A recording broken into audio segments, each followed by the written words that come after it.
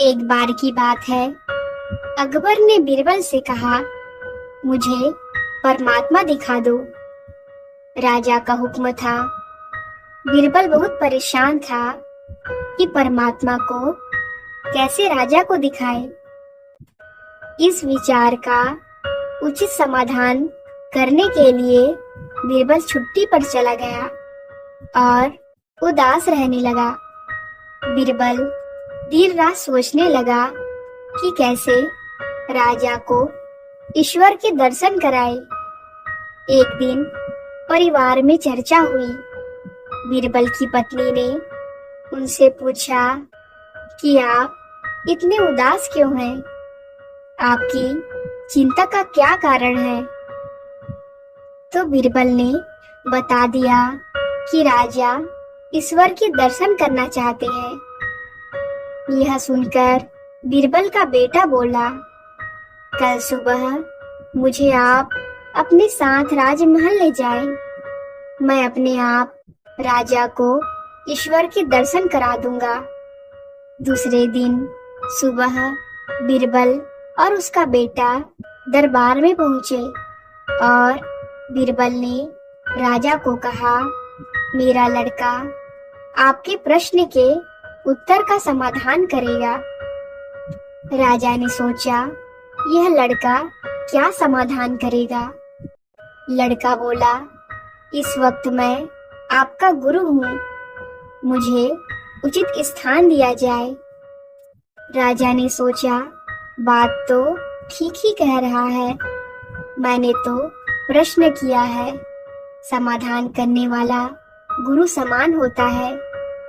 राजा ने लड़के के लिए अपने साथ थोड़ा ऊंचा स्थान दिया। लड़का बोला, महाराज एक दूध का कटोरा मंगाओ। राजा ने दूध का कटोरा मंगाया।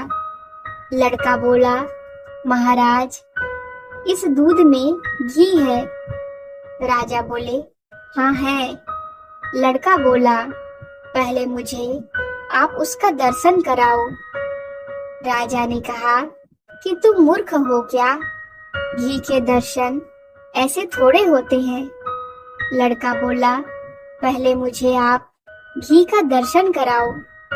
अकबर ने कहा, पहले दूध को गर्म करना पड़ता है, फिर उसकी दही जमाना पड़ता है, फिर उसको मथानी में मथा जाता है और मक्खन निकलता है, फिर उसे गर्म गर्म कढ़ाई में डाला जाता है, तब कहीं जाकर घी के दर्शन होते हैं।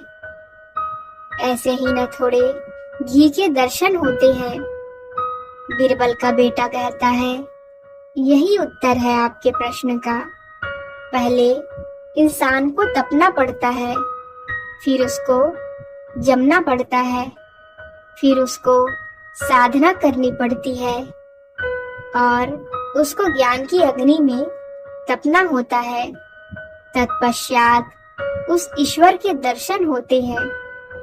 अकबर समझ गया और बोला, तुम वाकई ही मेरे गुरु समान हो। दोस्तों, ईश्वर को जानने के लिए बहुत कुछ करना पड़ता है। वैसे तो हर आत्मा में ईश्वर का अंश है और उसी को ईश्वर का रूप समझना चाहिए। ईश्वर को ढूंढने की जरूरत नहीं है, वो तो कण कण में है, तभी सुख की प्राप्ति होती है। ये वीडियो आपको कैसी लगी प्लीज बताएं। इस वीडियो को लाइक करें और इस चैनल को सब्सक्राइब करें। एक समय की बात है, एक विद्वान को राजा ने एक गंभीर अपराध का दोषी ठहराया और उसे फांसी की सजा सुनाई गई। चूंकि वह व्यक्ति बहुत विद्वान था, इसलिए राजा ने उसकी विद्वता का सम्मान करते हुए कहा कि अगर तुम मेरे एक सवाल का सही उत्तर दे दोगे तो मैं तुम्हें माफ कर दूंगा। विद्वान ने सिर झुकाकर पूछा, क्या प्रश्न है महाराज? राजा ने कहा, सवाल सरल है लेकिन उत्तर खोजना मुश्किल है। इस पर विद्वान ने कहा कि महाराज आप सवाल बताओ, मैं उत्तर खोजने का प्रयास करूंगा। इस पर राजा ने पूछा कि बताओ। स्त्री वास्तव में चाहती क्या है, यानी हर स्त्री की चाहत क्या होती है। विद्वान सोच में पड़ गया। उसने बहुत सोच विचार किया, लेकिन उचित उत्तर नहीं मिल सका। तब उसने कहा कि महाराज, इस प्रश्न का उत्तर खोजने के लिए मुझे कुछ समय प्रदान कीजिए। मैं अवश्य ही उत्तर खोजकर आपको बता दूंगा। राजा ने उसे 1 साल का समय दिया और कहा कि आज से ठीक 1 साल के अंदर अगर तुम इस सवाल का जवाब नहीं बता पाए तो तुम्हें बिना कोई अवसर दिए फांसी दे दी जाएगी। विद्वान इस बात पर सहमत हो गया और राजा के प्रश्न का उत्तर जानने के लिए निकल पड़ा। विद्वान ने पूरे राज्य में घूमकर कई ज्ञानी, पंडितों, साधु संतों और सामान्य लोगों से यह सवाल पूछा, लेकिन हर कोई अलग अलग जवाब देता। कोई कहता धन तो कोई कहता सम्मान, किसी ने कहा प्रेम तो किसी ने कहा सुरक्षा, पर कोई उत्तर ऐसा नहीं था जो उसकी समस्या सुलझा सके। तभी किसी ने उसे सुझाव दिया कि दूर जंगल में एक भूतनी रहती है। कहा जाता है कि वह हर सवाल का उत्तर जानती है। आखिरी उम्मीद के सहारे विद्वान उस भूतनी के पास पहुंचा और उससे अपना प्रश्न पूछा। भूतनी हंसी और बोली कि मैं तुम्हें इस प्रश्न का सही उत्तर बता सकती हूं, लेकिन मेरी एक शर्त है कि तुम्हें मुझसे विवाह करना होगा।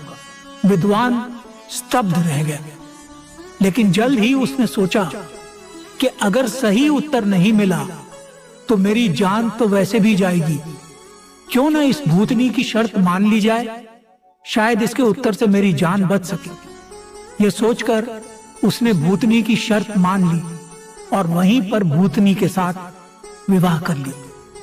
विवाह होते ही भूतनी ने कहा, तुमने मेरी शर्त मान ली, इसलिए मैं तुम्हें खुश करने के लिए एक और सौगात देती हूँ। मैं दिन के 12 घंटे सुंदर परी बनकर रहूंगी और 12 घंटे भूतनी। लेकिन ये तुम तय करो कि मैं दिन में परी बनूं या रात में। विद्वान गहरी सोच में पड़ गया। उसने विचार किया कि अगर यह दिन में परी बनकर रहेगी तो दुनिया देखेगी, लेकिन मेरा रातें काटना मुश्किल हो जाएगा, और अगर यह रात में परी बनी तो दिन नीरस हो जाएगा। अंत में उसने मुस्कुराते हुए कहा कि प्रिय, तुम्हें जो भी अच्छा लगे तुम वही करो, मेरी खुशी तुम्हारी मर्जी में है। विद्वान की बात सुनकर भूतनी भावुक हो गई। उसने कहा, चूंकि तुमने मुझे अपनी मर्जी का अधिकार दिया है, इसलिए मैं हमेशा के लिए परी ही बनकर रहूंगी। और फिर उसने विद्वान को स्त्रियों की सबसे बड़ी चाहत का उत्तर बताया। उसने कहा कि स्त्री हमेशा अपनी मर्जी से जीना चाहती है। अगर उसे यह अधिकार मिल जाए तो वह हमेशा खुश और खूबसूरत बनी रहती। विद्वान को राजा के सवाल का उत्तर मिल गया था और उसने राजा के पास जाकर उसके इस प्रश्न का उत्तर बता दिया। राजा ने विद्वान को फांसी के दंड से मुक्त कर दिया और विद्वान अपनी सुंदर पत्नी के साथ हंसी खुशी से जीवन व्यतीत करने लगा।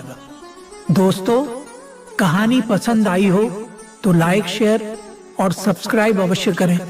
धन्यवाद।